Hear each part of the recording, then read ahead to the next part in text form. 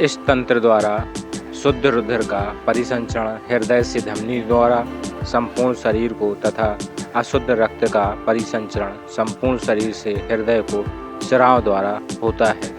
रुधिर परिसंचरण तंत्र की खोज 1628 ईस्वी में विलियम हार्वे नामक वैज्ञानिक ने किया।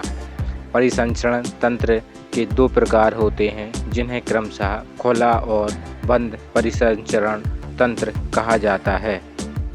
पहला खुला परिसंचरण तंत्र आर्थ्रोपोडा संघ कॉकरोच, केकड़ा, प्राण, झींगा मछली, मच्छर, मक्खी आदि तथा मोलस्का संघ घोंघा, सीपी, ऑक्टोपस आदि के जंतुओं में खुला परिसंचरण तंत्र विकसित प्रकार का होता है।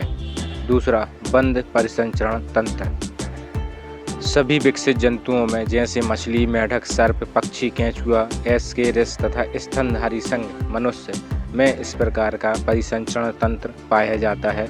मनुष्य में बंद विकसित तथा दोहरे प्रकार का परिसंचरण तंत्र पाया जाता है। मनुष्य का परिसंचरण तंत्र 3 घटकों से मिलकर बना होता है, जिन्हें क्रमशः रुधिर, हृदय तथा रुधिर वाहिनिकाएं कहा जाता है। रुधिर एक तरल संयोजी ऊतक है, जिसका निर्माण मनुष्य में अस्थि मज्जा से होता है, जबकि भ्रूणावस्था में रुधिर का निर्माण यकृत और प्लीहा से होता है। एक सामान्य मनुष्य के शरीर में 5 से 6 लीटर रुधिर पाया जाता है, जो प्रतिशत में 7 से 8% पाया जाता है।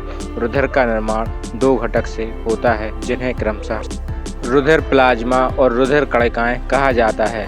रुधिर प्लाज्मा का निर्माण जल, कार्बनिक तथा अकार्बनिक पदार्थों से होता है। रुधिर प्लाज्मा में जल 90 से 92% पाया जाता है, जबकि कार्बनिक पदार्थ के रूप में सर्वाधिक मात्रा में प्रोटीन पाई जाती है। रुधिर कणिकाएं संपूर्ण रुधिर का 40 से 45% भाग बनाती हैं, जो कार्य एवं संरचना के आधार पर 3 प्रकार की होती हैं, जिन्हें क्रमशः आरबीसी, डब्ल्यूबीसी एवं ब्लड प्लेटलेट्स कहा जाता है। लाल रुधिर कणिकाएं आरबीसी को एरिथ्रोसाइट के नाम से जाना जाता है, जिसका निर्माण लाल अस्थि मज्जा वाले भाग में होता है। भ्रूणावस्था में आरबीसी का निर्माण यकृत तथा प्लीहा से होता है। आरबीसी संरचना में अंडाकार होती हैं। आरबीसी का जीवन काल मनुष्य के शरीर में 120 दिन का होता है। संसार के समस्त स्तनधारी प्राणियों के द्रव्य में केंद्रक नहीं पाया जाता, लेकिन ऊंट और लामा 2 ऐसे स्तनधारी प्राणी हैं जिनके आरबीसी में केंद्रक पाया जाता है। आरबीसी का रंग लाल या रुधिर का रंग लाल हीमोग्लोबिन के कारण होता है।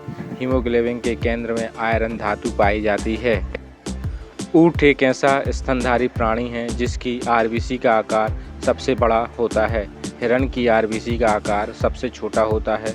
यदि किसी व्यक्ति को कुछ दिनों के लिए अंतरिक्ष या माउंट एवरेस्ट पर्वत पर छोड़ दिया जाए तो आरबीसी की संख्या और आकार दोनों बढ़ जाएंगे। आरबीसी की संख्या मनुष्य के शरीर में 5 से 5.5 लाख प्रति घन मिलीमीटर होती है। आरबीसी का मुख्य कार्य ऑक्सीजन का परिवहन करना है। श्वेत रुधिर कणिकाएं डब्ल्यूबीसी को ल्यूकोसाइट के नाम से जाना जाता है। डब्ल्यूबीसी का निर्माण मनुष्य के शरीर में श्वेत अस्थि मज्जा से होता है।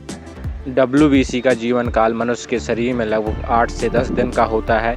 डब्ल्यूबीसी की संख्या मनुष्य के शरीर में लगभग 5000 से 9000 प्रति घन मिलीमीटर होती है। आरबीसी और डब्ल्यूबीसी का अनुपात रुधिर में 600:1 होता है। डब्ल्यूबीसी आकार में अमीबा के आकार की होती है, अर्थात इनका कोई निश्चित आकार नहीं होता। डब्ल्यूबीसी का मुख्य कार्य हानिकारक जीवाणुओं से शरीर की सुरक्षा करना है।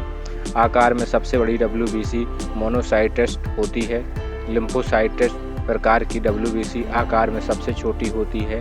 संख्या में सबसे अधिक न्यूट्रोफिल प्रकार की डब्ल्यूबीसी पाई जाती हैं। रुधिर पट्टिकाओं को थ्रोम्बोसाइट के नाम से जाना जाता है। रुधिर पट्टिकाओं का निर्माण लाल अस्थि मज्जा वाले भाग से होता है, जो संरचना में प्लेट के आकार के होते हैं। रुधिर पट्टिकाओं का जीवन काल लगभग 8 से 10 दिन का होता है। रुधिर पट्टिकाएं रुधिर का थक्का बनाने में सहायता करती हैं। इनकी संख्या मनुष्य के शरीर में लगभग 3 से 5 लाख प्रति घन मिलीमीटर होती हैं। डेंगू जैसे विषाणु जनित बीमारी में शरीर में प्लेटलेट्स की संख्या कम हो जाती है, क्योंकि डेंगू के विषाणु प्लेटलेट्स को खा जाते हैं।